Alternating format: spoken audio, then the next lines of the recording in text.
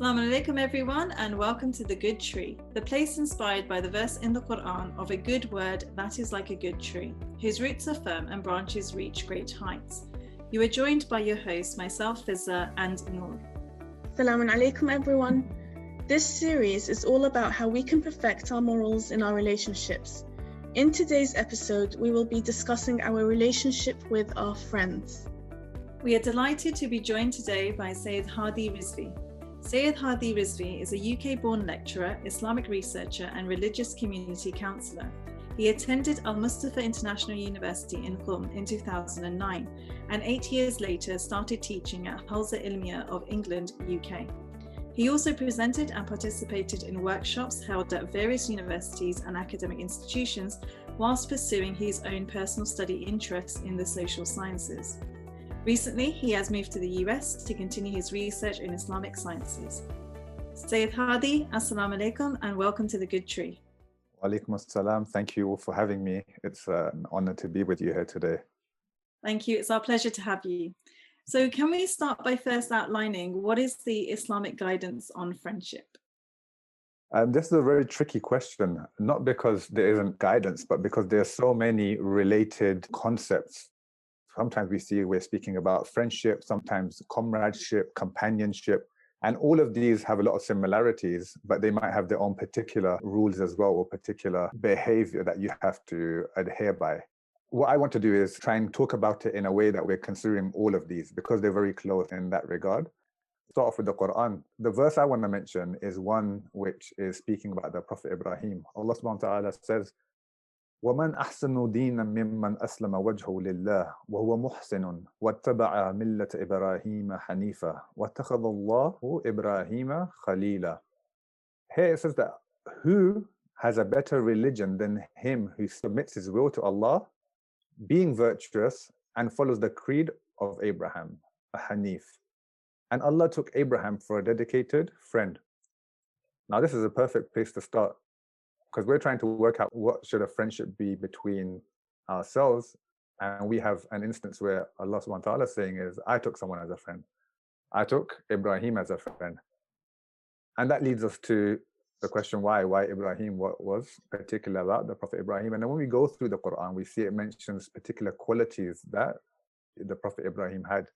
And amongst those we see, for example, just before we mention this verse could be referring to when Nabi Ibrahim himself was asking himself when he was searching for Allah subhanahu wa ta'ala. We know the story when he went and he looked at the moons and the sun.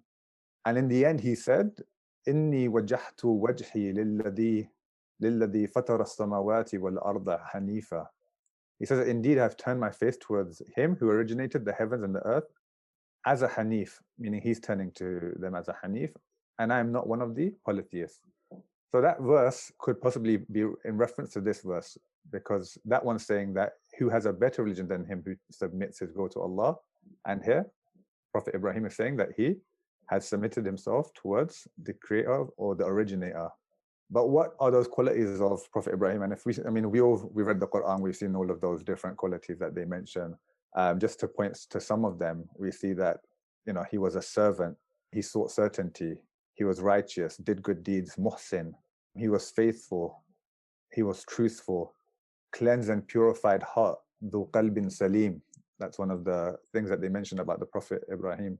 And with all of these qualities, Ibrahim came to a position where God decided to select Nabi Ibrahim as a friend. And it's not to say that Nabi Ibrahim had all of these qualities. Remember, some of these he was seeking when he tells Allah subhanahu wa ta'ala that the story of the birds and the mountains. Here he was seeking a type of certainty, a high level of certainty, right? So it's not just what Nabi Ibrahim was, the quality he had, but also the qualities he was aspiring towards that led him to be this individual that Allah subhanahu wa ta'ala says that I selected Ibrahim as my friend. So when we talk about friendship, these elements have to come in. And looking at another verse of the Quran where it says that أَخِلَّاءُ يَوْمَئِذٍ بَعْضُهُمْ لِبَعْضٍ عَدُوٌّ إِلَّا الْمُتَّقِينَ. On that day, meaning the day of judgment, friends will be one another's enemy, except the God-weary. So this is something interesting. It's taking friendship out of the realm of simply this world, but also the hereafter. In the hereafter, these people that call one another friends, all of them will actually become enemies. It doesn't say that they'll stop caring about one another or they'll forget one another. It says that they'll become enemies. They'll become the polar opposite, because they'll realize what the reality of that friendship was, what that friendship led them to. But the only people that will remain friends in this time and will not become enemies are the muttaqeen. So this is how we have to start looking at friendship from the lens of Islam, that it's not just something for this world, but something that transcends and has to continue and will continue in the hereafter. So when we look for the qualities, we have to look for qualities that are not just simply worldly qualities, qualities that are simply useful for this world, but will also help us both here and in the next world. Thank you so much for that, Sayyid.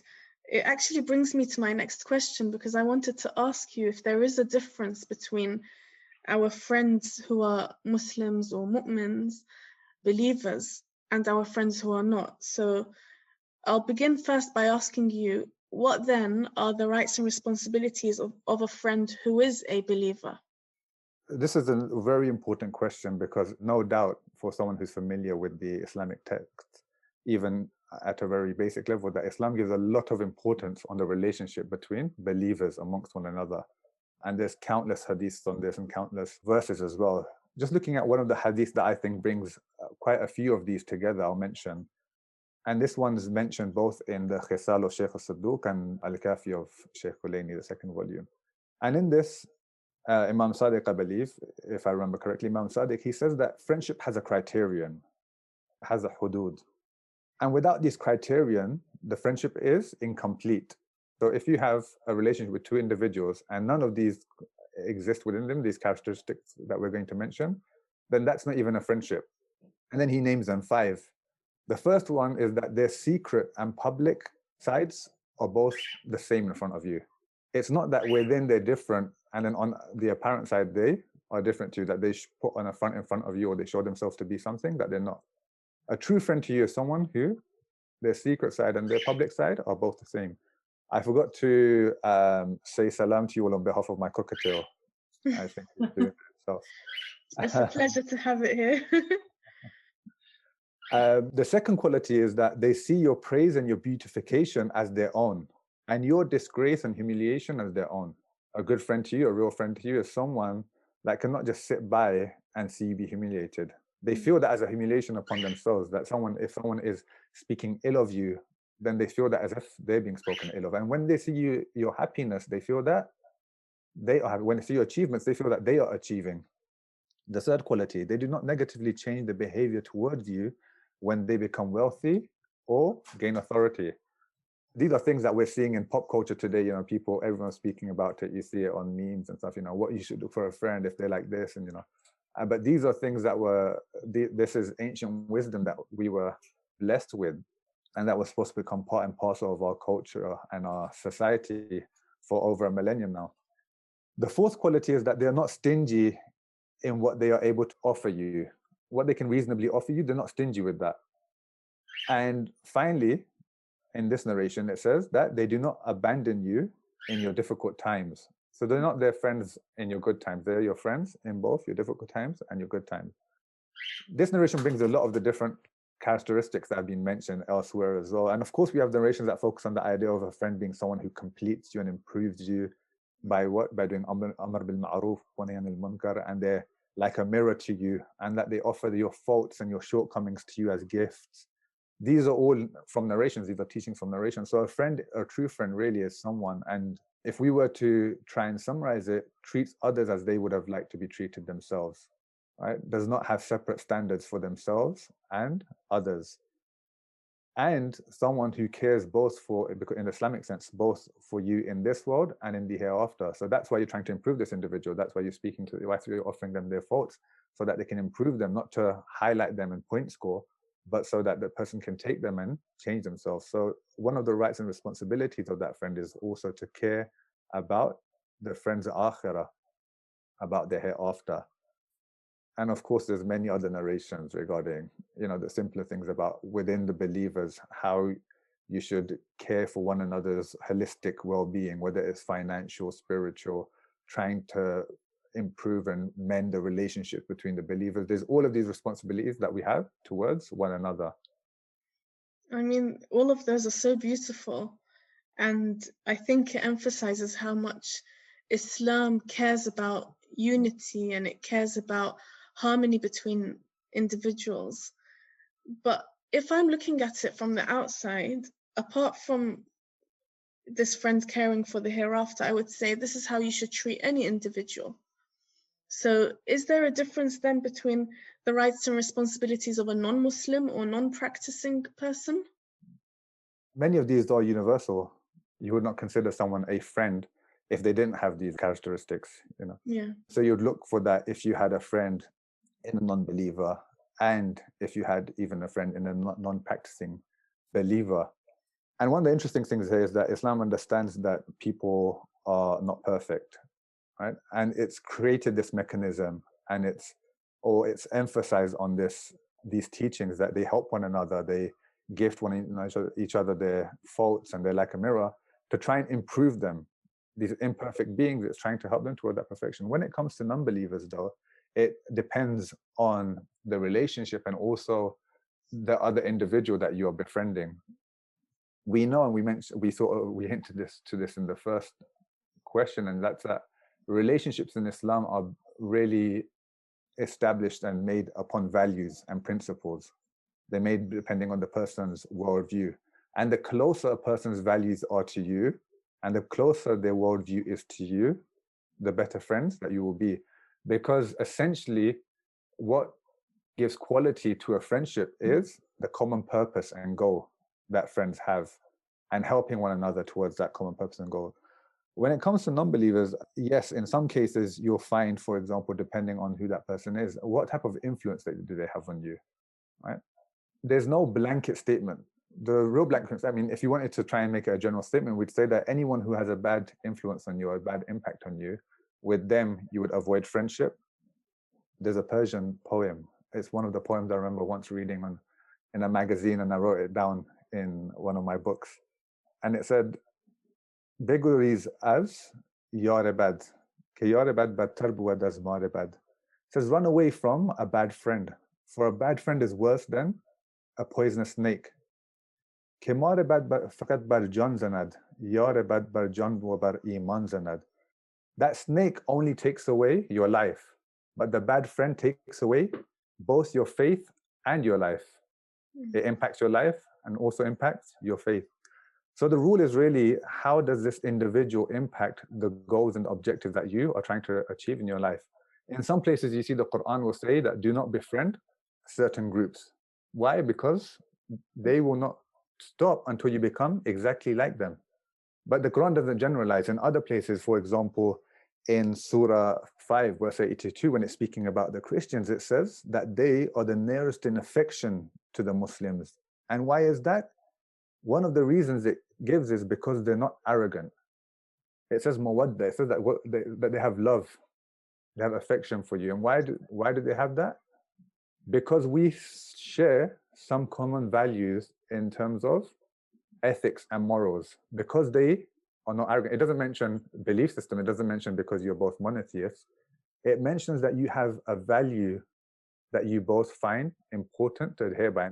So really and truly, if we see that an individual isn't trying to impose on us and try to be a bad influence, and in fact that they share values, then to that extent we are their friends. But of course, when it comes to Muslims and believers, there's an added level of responsibility upon us. You have to make sure that their well-being all around. For example, if you look at some of the ayat and the riwayat about your wealth and sharing it with other believers, is as if it's shared wealth. It's as if you don't own anything yourself, and any believer who's needy should be able to put their hands into your pocket and use that wealth from you. It's almost family-like.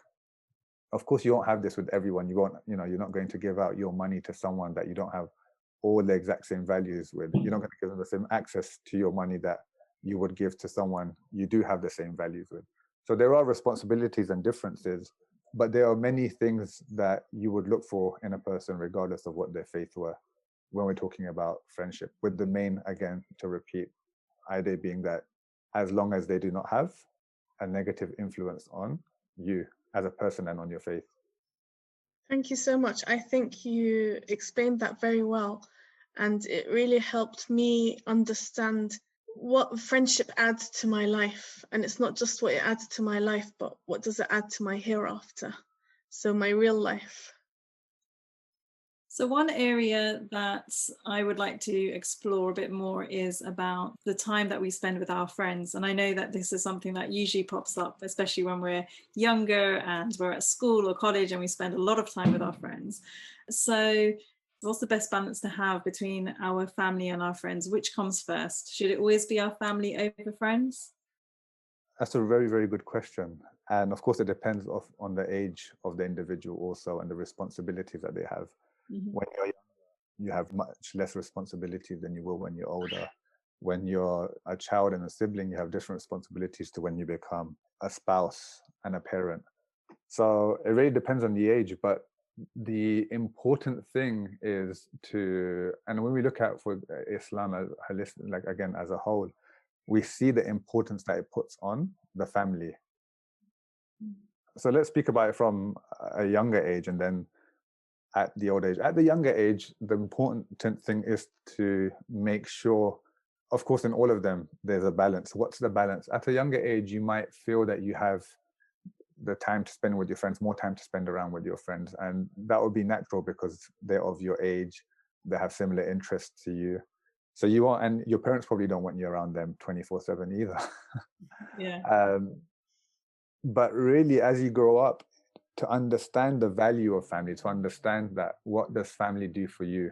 And we're not talking about just materialistic sort of gains, but in terms of the character that you build and the person that you become and the future that you want for yourselves and then for your children.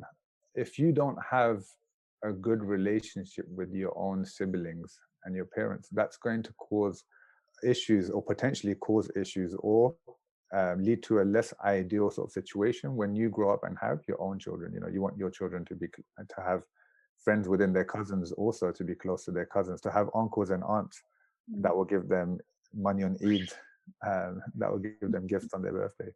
These are things, of course, a child is not, supposed to think about those things. A child is supposed to be a child. But as they grow up and they mature, they have to understand that their friends, a lot of the times, will not have all the same values as they do, right? We've all seen car racing, and they have pit stops. The cars, after every lap they stop, or after a few laps they stop, and then they get checked up. Those that are there make sure that everything's working, that the car can go on and keep going. In some ways, and it shouldn't just be like this, but in some ways the family is the pit stop. They're the checkpoint. They're that place that you go to make sure that your values are still there, that you still have the same values, that you still have the same principles, that those aren't being eroded away. Now, you might be with your friends and you might find, particular things amusing when you're with them. But then when you come back to your family and you realize that I would not make the same type of jokes in this environment, you realize, okay, why is that? Is there a problem with my family or a problem with my friends? Is there a problem with the joke? You start to reevaluate your values when you're in these two different places. The important thing is to make sure you know where you should be getting your values from. If you understand that it should be coming from your family, then as you're growing up as a teenager, you should make sure that your friends are the type of individuals whose values aren't so different to those of your family. And this is all because we're taking into consideration that this individual would not have given the deep thought to their own moral philosophy that their family may have done, or the values of their religion and tradition that the family may have done. But it's very difficult to say for the younger age what the balance exactly should be. And there's no clear-cut answer saying that, okay, every other birthday you spend with your family, one birthday with your friends, one with the family. It's really speaking with your family, making sure that those really important individuals, your blood relatives, who you have a massive responsibility towards, are not hurt by your decisions. As long as they're okay with it, with the amount of time you spend with your friend, if they find a problem with it and you can speak to them and, and you see that they're not being unreasonable, then you should really reconsider the amount of time you're spending. You're spending too much time. When it comes to adults, that's even more tricky. It's even more difficult because now you have a spouse and you have children, right? And sadly, what happens is because now the family structure has changed so much, we're no longer in the village that our ancestors grew up with. The family structures dramatically change. It's two individuals now and their children. And this means that those two individuals are taking up much of the responsibilities that other members of the village were taking up. When we lived as a close-knit community within our tribes and our village, so to speak, and when I say village, I mean, very close-knit sort of family unit with extended family where we were all together. Now, without that, the wife finds that she's having to play multiple roles that would have sometimes been spread out between a few individuals just because of the cultural norms. And the husband finds that they have to also now play multiple roles and fulfill the needs, multiple needs that might have been fulfilled by other members of the village. But now all of this burden falls onto these two individuals, and it can become quite suffocating, both as a parent and as a spouse. What's important to remember is that within Islam particularly, the family structure is so important. And if that erodes away, everything will erode away. And if that becomes damaged, then that will lead on to damaging not only potentially your own well-being and your physical well-being, it can give you stress, but also your spiritual well-being and eventually your faith. So you really need to give an importance to that balance. It's difficult, but we can't say because it's difficult, just I'm going to do whatever, makes sense at the time or whatever I feel like doing. We have to have an idea, some principles that we're going to go by, making sure that we fulfill the needs and that those people in our family don't feel neglected. They don't feel that we're putting others before them. And once we got to that point, there'll be times that they want to spend more time, right? They want more attention. If we don't spend this particular time with them, it won't make them think that, oh, you never, you don't want to spend time with me. You just want to be with your friends, or you care more about your friends than us, whether that's coming from one of the spouses or one of the children. If they're able to understand that, and I say the family comes first because of the impact that a broken family will have on yourself and society, family definitely comes first. But what's the level of responsibility? The level of responsibility is to make sure that love is felt, to make sure that importance is given, that respect is felt. And then beyond that, you have to have that discussion. Look, and you do need some time with your friends. Your friends do have responsibilities towards you. You have responsibilities, you have duties to your friends, they have duties towards you. So you do need that time together as well. You need to find out how other people are, and the best way that you're going to do that, and the best method to do that, is to spend time with them, to find out about their issues. So that also needs to be there. You might want to be in a particular sort of atmosphere which you feel is something you find with your friends more so than you find with your own family. And these are all needs that you have as an individual and a human being, which you need to take care of, because if you don't take care of them, then that's going to impact how you treat your family and how you're within the house. So the balance is really particular to each individual, but the important thing is to try and really understand what is the importance of family, the importance of preserving that family structure, and also your needs as an individual, as a human being, and the needs of the society and the people around you, and thinking about all these things. And I think if I were to summarize this almost a lecture that I've given, I do apologize for that, it's that these things do not come without a lot of thought and contemplation. And we shouldn't expect them to. These are important things, and we say that this impacts both our world and our hereafter. We shouldn't expect it to just be so simple that everything is served to us on a plate. No, it's going to take thinking on our part. It's going to, there might be some trial and error, but we have to find the solution that works for our family and our friend group. But yes, also always checking the idea of muhasaba and muraqaba, making sure we're checking in on ourselves. Am I going beyond the sort of social needs that I had? And now am I avoiding my family? Do I really need to go out at this time? Or at this point, should I try and make my family, if my family want to do something, should I do it with them instead, right? Because sometimes we end up lying to ourselves or deceiving ourselves. We need to be very careful, both of our thoughts, and regulate those and our feelings, and make sure that we keep ourselves in check. Ahsant, Sayyid. It just leads me to the next question, which is, we all have or had friends which are more like siblings. But what are the guidelines in how we choose our friends? The main criterion is just that what will this person, because as a believer, you have an idea of, or you have an understanding, or at least a desire to know what God wants from you, right? And you believe that God wants something from you. You just want to make sure that your life is being lived in a way where you're not being taken or diverted from that path. You're not being taken away from it. You're not being, the trajectory stays the same. When we look at our friendships, we really need to look at it in that way. Now, there's a balance that needs to be struck here. It's not that all of your friends have to be completely perfect, right? We mentioned that there's an understanding that everyone's not perfect, that people are working each other, that people need to be fixed. So you might say that, okay, if all of the good people are just friends with one another, then the people that aren't great yet will never become good, or will have a harder time becoming good because they don't have the right company, right? Because if your company impacts you and then the good people refuse to be friends with the people that are not as good as them, then how did those people improve?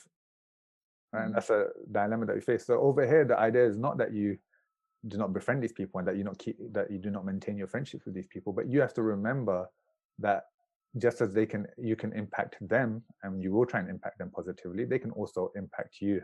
So if you're going to spend time with those individuals, you have to make sure that you're keeping yourself in check, or you're finding other means, and you're creating a plan to make sure that there's other ways that you can also have an idea that you're not being influenced by any negative, traits or characteristics that they may have, even if it's simple as complacency.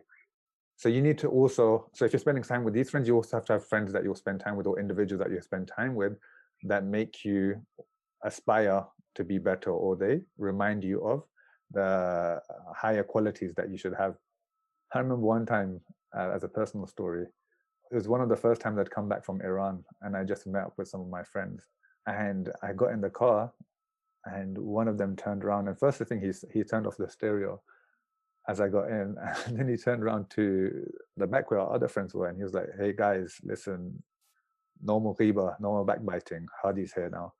And I laughed, and this wasn't even from myself, because the funny thing is, one of my friends who didn't end up going to the Hawza, they were actually the ones that decided. They came to me one day, said, "Hey," just before I'd even decided I'm going Hawza, and they said, "Look, man, we need to cut out backbiting from our friend circle. We need to get everyone to stop backbiting. And so we'll stop it. We'll call it out every time it happens," right? And mind you, we were still doing other things. We're having fun. We're doing things that young guys do. But we just decided this was one thing that we were going to be strict on. So we'd call it out every time, wherever we were, whatever the environment was. If we're out eating, if we're out doing stuff together, if someone did it, hey, listen, let's not backbite. So it just became a thing. And so me and this person I was like, I'm going to support you 100%. We'll do this. So when I came back, what happened is that friend had stopped hanging around with these other friends of ours. So there was no one to check in on them. And so they had gone back into backbiting. And so when I came, they said, "Stop, let's not backbite, Hadi's here." And it just struck me there, like how important it is to not pull yourself away completely, right? I had gone to Iran, obviously. But then I remember, and I turned around to them and I said to them, and I said laughingly, I was like, Hadi was gone, but God was still here. And then, it struck them. But for me, the important thing there was that the influence of the environment. And it's not that these people are bad individuals. No, they didn't want to, and they were very good at stopping themselves from backbiting. They just needed that reminder. And some people need the reminder more constantly than others because of just the atmosphere that we're in, the societies that we're in, and that encourages sort of talking about others, gossip and whatever have you. And that's how conversation is driven. That's how news is driven. It's based on rumors and gossips and the like, right? And it just struck me at that point how important it was. If we think that, and we have to be humble in this regard and realistic. None of us are saints. But if we have some goodness and if we've been able to work on particular aspects, we have to remember that this doesn't give us the license to pull away from everyone else. And some of the prophets were punished because of this, leaving their communities before God had allowed them to, right? They were rebuked. Why did you leave? You weren't supposed to leave it. You can't just leave in the people and say, you know what, these people, I can't help them, or they're too bad, or they're not good enough. They're not like me. I can't be with them. No, you have to go until you see that it's actually going to impact you in a way which you cannot. recover from, then that's when you step back and say, actually, I don't have a responsibility here because this will actually take me down. It's really important to find good influences, but at the same time, ourselves, we should also try to be good influences for others and be realistic. If you don't have a great amount of taqwa, then don't believe that you can go around and hang around outside clubs and guide people, and automatically people will come to the religion just by speaking to you for 5 minutes. Understand your own limits. Say, look, I know that I get influenced by people that talk about this particular topic, right? If people talk about worldly things too much, I start thinking about the world too much. I start thinking about which car I need to have and which expensive thing I need to have. I'll try not to be too much around people that are like that, but I know I can handle discussions regarding, for example, the opposite gender. And I can say to people, hey, listen, let's not talk about that. That's not something I'll get carried away on. So really knowing your own limits, and then when it comes to that, trying to implement that into your own circles and in your own spheres of influence. But yes, it comes down to the individual themselves, the amount of influence that they can have and the amount of influence that they take on. They have to look at themselves and make sure that what's in their mind is ultimately, does this take me away from my purpose in this life or not? Or does it help me? Because sometimes you actually go further away by not helping people, right? Sometimes your purpose, you only get closer to it by helping others and bringing them along with you. In the Quran, one of my favorite verses, it says, when it tells the believers, it says, "Wasbiru wasabiru warabitu." It says, be patient, and it says, "Wasabiru." And it says patience again, right? Why does it mention patient twice? First, it's saying to each and every one of them, all of you be patient. Wasbiru, be forbearing. And it says, "Sabiru." Sabiru here, both of them are from sabr, but sabiru means help one another in patience. Help one another. You have to help one another. Warabitu. So it's not enough for you to be patient individually and forbearing individually, but you have to help one another also. So yeah, I'm sorry if I'm not giving like clear-cut formulas, but these are just general ideas to think about when we are thinking of these issues and some of the considerations that we need to take into account.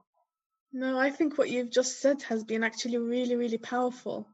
I mean, sometimes what happens is you start to feel like an outsider if you've worked on yourself and your existing group of friends haven't, or like the example you gave, you've gone and studied Hawza or something like that. So sometimes you can be made to feel like an outsider, or you make yourself feel like an outsider. So I really liked that you said that we still need our friends and we still need to remind one another, no one's perfect. And sometimes we might think we're on the right path, and then, you get distracted by something and find yourself, you've landed somewhere that it's like, how did I end up here? So, no, I think you've given us very powerful things to think about over there. Now, what I want to ask is, sometimes, without a doubt, you're going to have misunderstandings between friends, and we might hurt one another, and we start to feel something in our heart towards these individuals who are our friends. And in the Quran, there's a beautiful dua which says, رَبَّنَا لَا تَجْعَلْ فِي قُلُوبِنَا غِلًّا لِلَّذِينَ آمَنُوا. I'm going to translate it from the Quran because I'm not a pro, but it says, do not put in our hearts any resentment towards those who have believed. So there seems to be this emphasis that believers, friends of ours who are believers, we shouldn't have any resentment in our hearts towards them. And we also have that hadith that says we should give the benefit of the doubt through the 70 excuses. How much should we be putting an effort to mend relationships between friends of ours who are believers, or between ourselves and friends who are believers? It's a very important question again, thank you. Friendships are one of those places where we're actually able to come and test ourselves and see how much of the Islamic etiquette and adab and moral values we've been able to implement within ourselves and the teachings. So when it comes to these issues of not having sort of that resentment towards them, that resentment comes from something within, right? And when we find ourselves in the situation, we're able to actually see in real life how much we've been able to work on particular aspects of ourselves, on, for example, our ego, on, for example, our jealousy, on these different vices that we may have. It comes to light to us in certain situations, in our interactions with others. But there's definitely a massive emphasis. We believers need to have a healthy relationship which is suspicion-free as possible. First and foremost, we see in the Quran that this ukhuwah between the believers is actually considered and comes from Allah subhanahu wa ta'ala himself. And it's a blessing. It's counted as a blessing. It's not only that it comes from Allah, that God brings the hearts, right? The ulfa, the sort of closeness of the hearts, that comes from Allah subhanahu wa ta'ala, according to the Quran. And Allah subhanahu wa ta'ala says, if it was not for God bringing your hearts close together, you would not have been able to do it yourself. It's a very difficult task. And then this is represented as a mercy, as a ni'mah, as a blessing. So now that God has done it for you, now that God has created a system where two individuals that do not know each other, because of certain shared values and a certain belief or certain love towards an individual or a being, now also have a love between themselves, you have to maintain that and preserve that and improve that and perfect that as much as possible, right? And we see this amongst each other. You see someone who's if they're the same denomination as you, the same sect as you see them, and because of the love that they have for certain individuals, for example, the Ahlul Bayt, you develop a closeness for them, right? You feel more connected to them than you do to others. And now this might even expand. If other sects have a particular love for those same individuals, then you also feel a level of connection with them to the amount that they have that love and to the extent that they have commonalities with you. You feel a sort of closeness and connection with them. When it comes to people of the same faith, your co-religionists, because of the same shared values, for example, these things bring you together. But that's because of a blessing that God has imprinted within this religious system that he's created, that puts that love within yourselves. And this love is a blessing, right? Because we don't decide. I don't see an individual and decide that I'm going to like you. It happens. They say something. I find out they believe something. I see that they're wearing something which reminds me of a belief that I have. And all of a sudden I feel an affinity with them. In other ways, the Quran and Allah through the Quran, and of course then we see in the Hadith, have tried to create an environment where, for example, suspicion, there's a number of verses regarding suspicion that it says, I don't want to quote the Arabic because I don't remember the exact phrasing, so I don't want to distort the Quran, but it says that, for example, stay away from suspicion, a lot of suspicion. Stay away from being very suspicious. Stay away from doing a lot of suspicion, because some suspicion is a sin. So because you can potentially commit a sin through just some of them, it's saying stay away from doing a lot of it, right? But what this does is it creates within the society, it pushes them to have a relationship where they trust one another, where they are not suspicious of one another, where they wish the best, they assume the best of one another, right? And we have countless narrations about this, where when believers were speaking to one another and when they were talking about one another and when they were hearing things from one another, they were encouraged to accept it, to believe it, to act upon it, right? To the extent that even if two individuals tell you something, two reliable individuals, in many cases within the Islamic law, you take it from them. So there's a push towards relying and trusting. And there's a push against suspicion and thinking, having particular negative thoughts about individual. In other places of the Quran, it talks about, in numerous places, it talks about the evils of speculation or speculating. It says, look, if you don't know, then that's it. Don't act upon it. Don't act upon this knowledge that you have that hasn't reached certainty for you. And I think what the Quran does here, and through the hadith of the Ahlul Bayt and how they were making the companions treat one another, is that it creates an environment where you try to remove any reason for you to think of evil, any suspicion. And of course, there's other narrations that also help to this. And you look at them holistically, things like when you see someone else, assume that they're better than you are. If you see them doing something wrong, assume that they have things that they're doing right, which are better than what you do. So there's this constant mechanism which makes you feel that, okay, I saw one bad thing, but I can't assume that the person's bad. And then it pushes it back on you. Like, ask yourself the question, how good are you? So it's making you evaluate yourself. It turns the question back on you. Don't point fingers, look at yourself. Of course, there are exceptions, It's not telling you to be completely foolish and unreasonable. If we take all of this into account, one of the things that we might conclude is that God or the Prophet or the Imams, they would prefer that mistakes were not made, but they would rather that a mistake was made while people were trusting each other than an environment of distrust exists. So if you trust one another and you don't have suspicion, in 98%, 99% of the times, you'll be fine. But they don't mind that 1%. Not that they don't mind, of course, they would be wish that it doesn't happen, but that 1%, the goodness of having that environment of trust and reliance and good relationships between the believers outweighs having a community that doesn't trust each other in that way.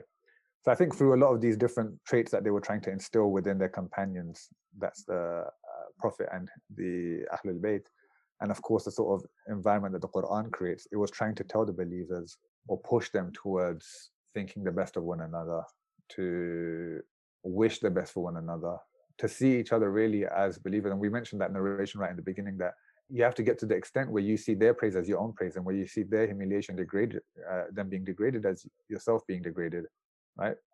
And sometimes it comes to, you've had this with your family members, maybe, that someone says something which is a critique of a family member of yours, and it's true, but you don't like them saying it. You feel that you personally feel attacked. That why? How dare you? Why say it in public? Why say it in this way?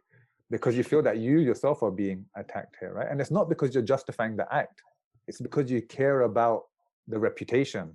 It's because you care about that individual, right? And this is what we're trying to have on a large scale within the entire ummah. Ahsan, thank you so much. Lots there to reflect on. Thank you, Sayyid. I mean, you've given us a lot to think about, especially when it comes to the 70 excuses. It can be quite difficult to do that. If we see our friends, we see them doing something not so great, the backbiting, as you were talking about earlier, tends to take precedence. So inshallah, we'll have a lot more to think about, and hopefully we can become one of those that don't make those sort of judgments on people. Inshallah, yeah. I mean, 70 excuses, when you actually try and put it into practice, is a lot. And sometimes you can't even think of 10, let alone get to 70. So I think that is giving us some sort of guidance on how forgiving we should be with people. Definitely, definitely. So Sayyid, I wanted to ask, unfortunately, sometimes friendships do end. To what extent should we be trying to mend these friendships? Because obviously when it comes to family, we're told we shouldn't cut family ties. But does that apply to friendships as well? When it comes to family, family has a very, very particular rules. There's reasons for that, the importance of the family structure.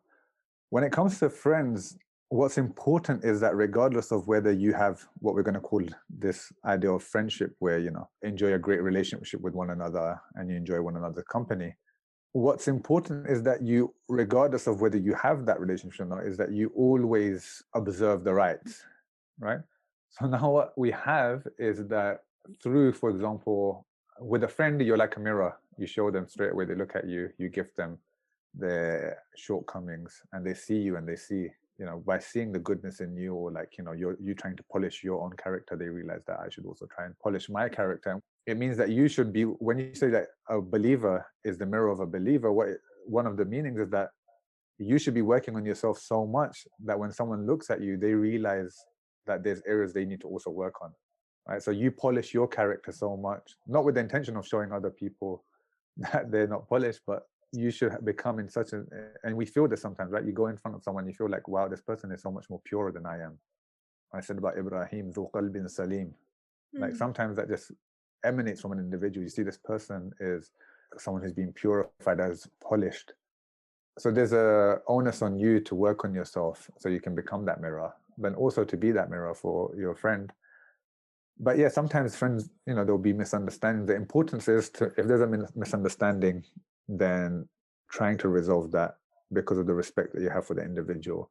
Trying not to, because we already said you have to have the excuses, right? You have to make sure that you don't think ill of this individual. You don't want to be you don't want to be accusing them of anything. You want to make sure that you've been completely fair.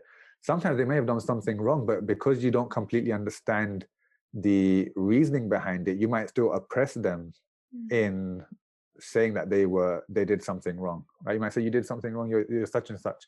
But because you haven't understood the reasoning behind it, you might still have been involved in a level of oppression towards them.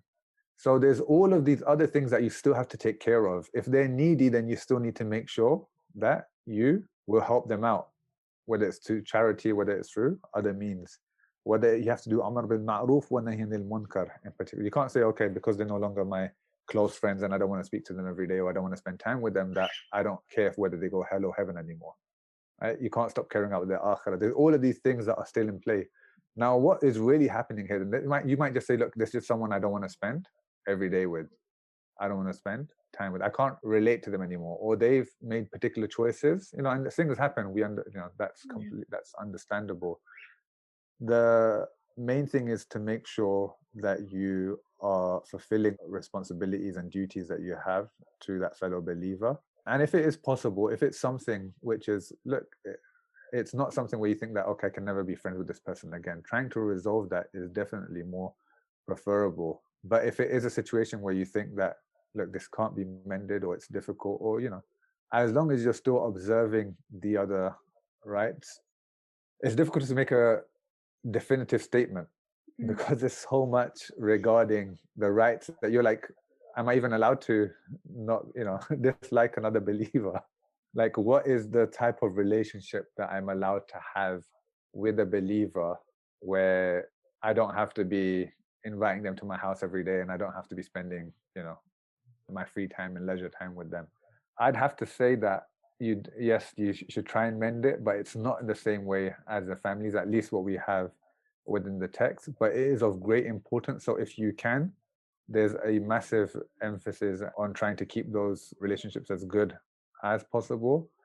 And because of the implications that has on both on you, on society, on the individual, on your families, it's important you try and maintain them as much as possible. But if you cannot, for whatever reason, to make sure that you're observing all the other rights still about how you speak about it, make sure that you don't let their secrets out. Now that you're not friends anymore, you still can't let their secrets out, because there's all of these other Islamic rulings that are in play that are still protecting the behavior that you have with that individual, regardless of whether they're your best friend or not. Thank you so much. I think that you clarified that really well. We forget that they still have rights and responsibilities. I mean, right, we have responsibilities towards them. Sometimes you stop talking to someone, or sometimes even like when it comes to, for example, divorce, all of a sudden you're speaking bad about this person's family and everything to do with them. And we forget that actually this person is a believer and they still have the right to, be protected from our tongue, so to speak. Thank you so much. I definitely agree with that as well, because I think that's the first thing that usually happens if a friendship goes sour.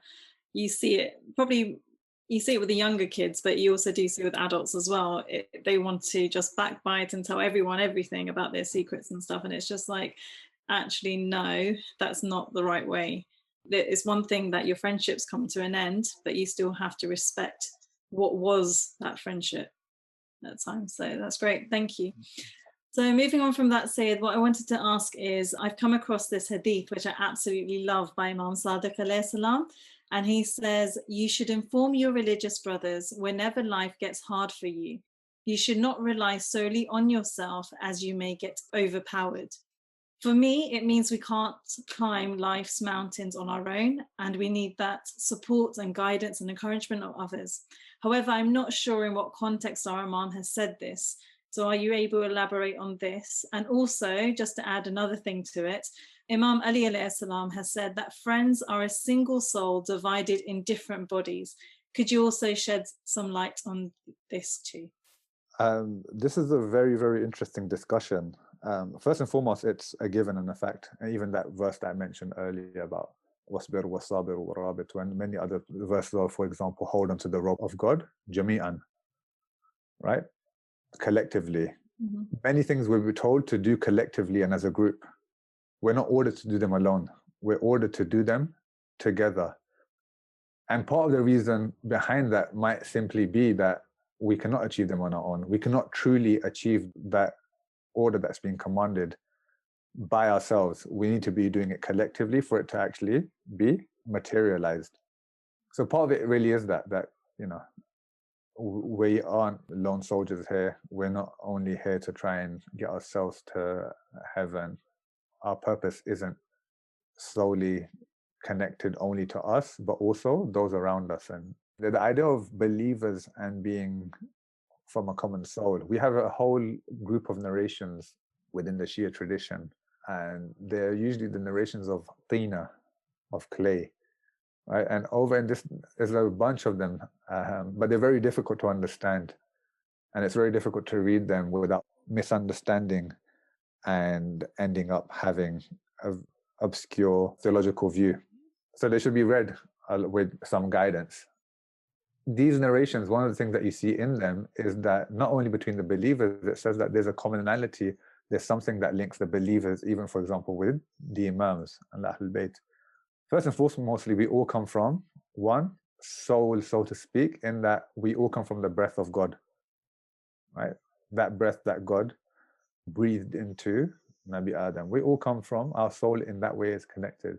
The connection is stronger between believers because of the, for example, common beliefs, actions, and sort of relationship that they have one another. And I want to bring this into a discussion that we actually may see this, and we don't recognize it so often, that there's a relationship that mothers have with their children, or at least many mothers have with their children, is that the mother can sense certain things about their child without the child having to say anything, without the child being in the same country. The mother might pick up the phone and say, "Hey, are you okay?" And you think, why? I didn't tell you anything. But they can sense, right? And this comes from the relationship between the two individuals becomes so strong for whatever reason, that they feel one another's pain. They feel when there's a change within that person's soul, right? They can sense it as well. This happens between couples also.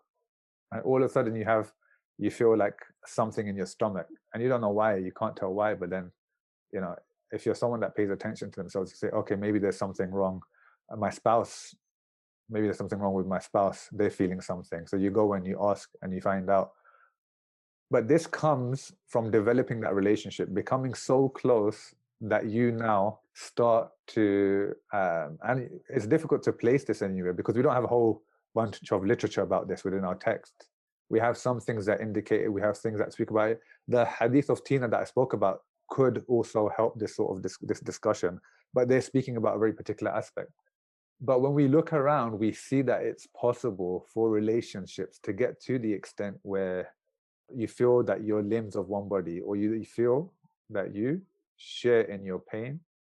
The interesting thing is that the narrations that some of them we mentioned today, for example, the idea that you should feel happy or you should feel accomplished at the accomplishments of your friends and insulted when they're insulted or degraded, you're pushing yourself to become like that.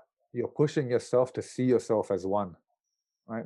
You're constantly trying to do things that make you and your friend or your community almost as if they're not two separate entities. You're one entity, you're one being, you're just limbs of a body, right? But it's one body with one soul.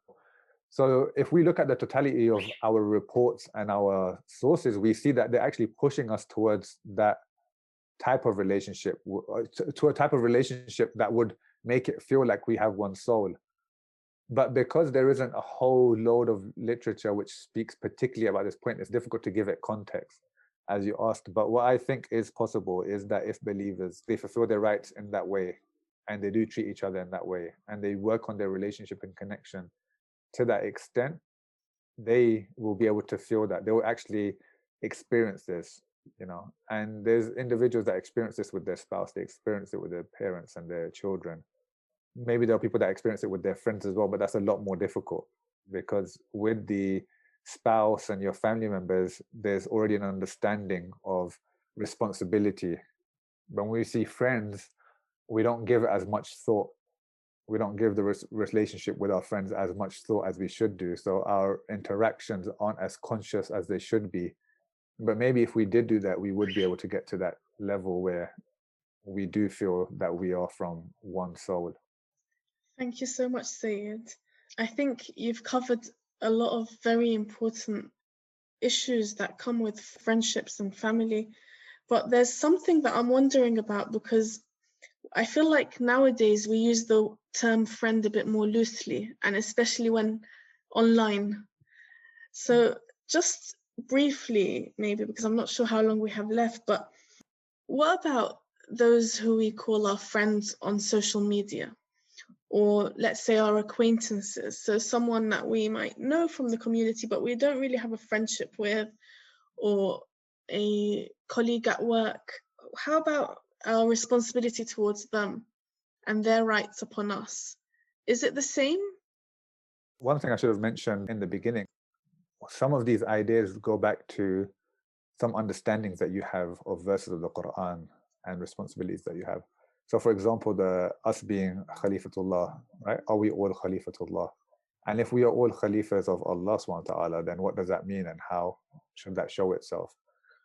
Now, one understanding of that is that as people that are working as agents of God on earth, do we then have a responsibility toward other agents and other creatures of God? And then we have actually narrations that talk about this, that, you know, your kindness or your mercy or your behavior or your service to the creation of God, not just Muslims, to the creation in general of God, is itself something that you should be aspiring towards and working towards, and is one of the actions that is praised and encouraged.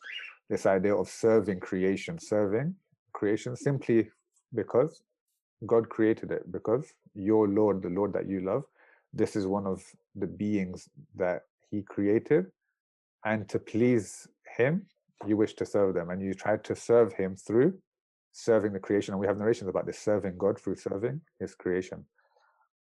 So regardless of whether we know individuals or how well we know them, we should aspire to the extent that we can to be of service to them. These aren't simple concepts within Islam: comradeship, walaya between the believers, or being the khalil, or the rafaqa, or, you know, sadaqa, all of the different words that are used for friendship and stuff.